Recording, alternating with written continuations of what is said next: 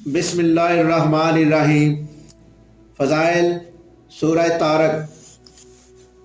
हज़रत अबी बिन काब रज़ियल्लाहु ताला अन्हु से रवायत है, हज़ूर अकरम सल्लल्लाहु अलैहि वसल्लम ने फरमाया है कि जो शख्स सूरह तारक पढ़ता है, अल्लाह ताला इसे आसमान के सितारों के मुताबिक 10-10 नेकियां अता फरमाएगा।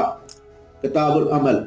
हज़रत खालिद बिन अबू हबल अदवानी से रवायत है कि एक मरतबा हुज़ूर अकरम सल्लल्लाहु अलैहि वसल्लम एक मकाम पर तशरीफ़ ले गए जो कबीला बनी सकीफ की शर्की जानिब था, और वहाँ पर हुज़ूर अकरम सल्लल्लाहु अलैहि वसल्लम ने लकड़ी की कमान से टेक लगाए हुए यह सूरह पढ़ी।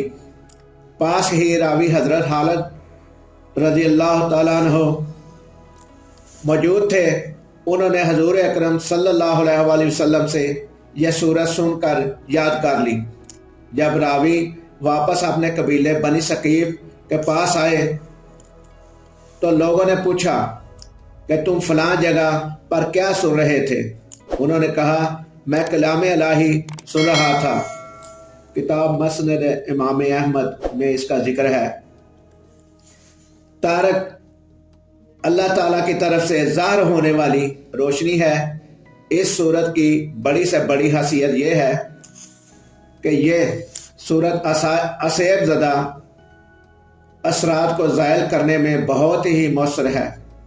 लिहाजा अगर किसी पर असेब का असर हो तो इस सूरत को 11 रोज़ तक रोज़ाना 111 मरतबा पढ़कर पानी पर दम करके असेब ज़दा को पिलाएं। इंशाअल्लाह असेब के असरात ख़त्म हो जाएंगे। इसके अलावा अगर कोई काम ना होता हो तो इसे ख़त्म शरीफ की सूरत में चंद अफराद इकट्ठे करके बाद नमाज जुमा 86 मरतबा 7 जुमा तक पढ़ाएं। इंशाअल्लाह काम हो जाएगा। इंशाअल्लाह यह वीडियो अगर पसंद आई हो तो लाइक करें, शेयर करें और हमारे चैनल उर्दू मैथ को सब्सक्राइब करें और अपनी कीमती राय कमेंट्स बॉक्स में ज़रूर दें। शुक्रिया।